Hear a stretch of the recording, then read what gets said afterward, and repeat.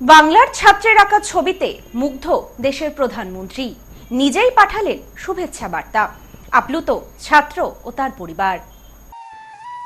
বাংলার ছাত্রের আঁকা ছবিতে মুগ্ধ দেশের প্রধানমন্ত্রী, নিজেই পাঠালেন বার্তা।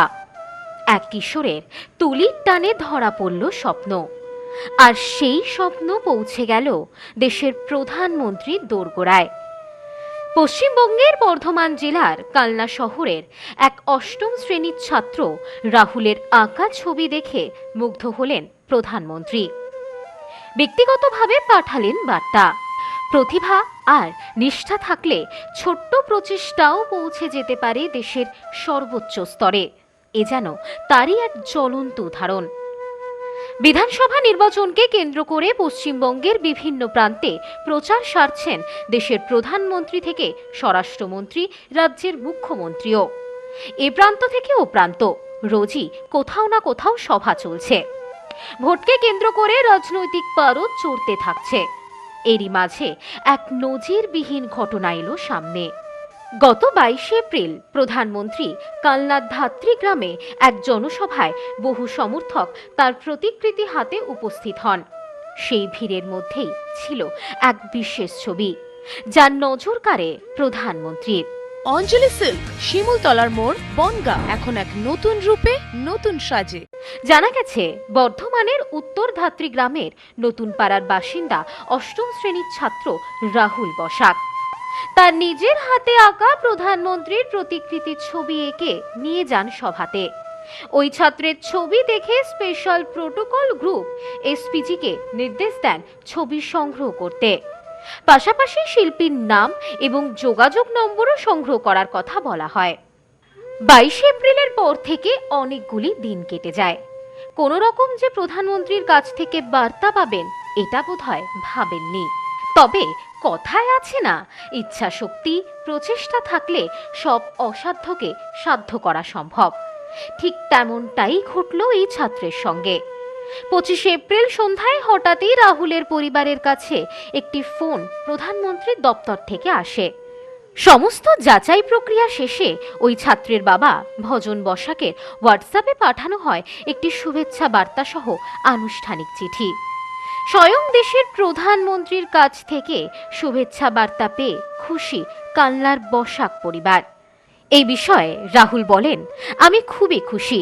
ছোটবেলা থেকেই আঁকা শিখছি। প্রধানমন্ত্রীর কাছ থেকে এই স্বীকৃতি আমার আত্মবিশ্বাসকে আরও বাড়িয়ে দিয়েছে। ওই সিমলন মাঠে যে আমাদের প্রধানমন্ত্রী যে সভা করেছিলেন, তখন আমি একটা পোর্টে রেখে নিয়ে, মানে প্রধানমন্ত্রীর পোর্টে নিয়ে আমি ওই গেছিলাম, গিয়ে সিকিউরিটিকে দিয়েছিলাম। ঠিক আছে, তখন আমার কাছ থেকে নিলেন ওই সিকিউরিটি।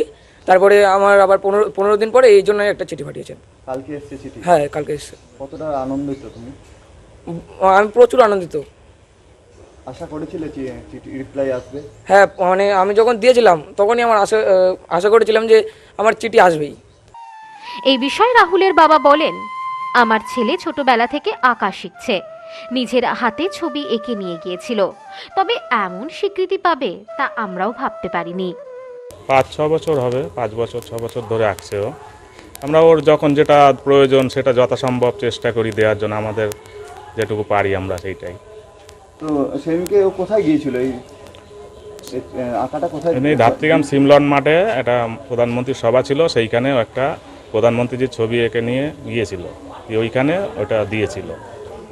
আশা করেছিলেন এরকম রিপ্লাই আসবে প্রধানমন্ত্রীর তরফ থেকে? হ্যাঁ, একটু মনে আশা ছিল যে যেহেতু দিতে পেরেছে সেহেতু আসবে হয়তো কোনো শুভেচ্ছা বার্তা। কতটা খুশি আপনারা পরিবারের লোক? খুশি, অনেকটাই, আমরা যথেষ্ট খুশি।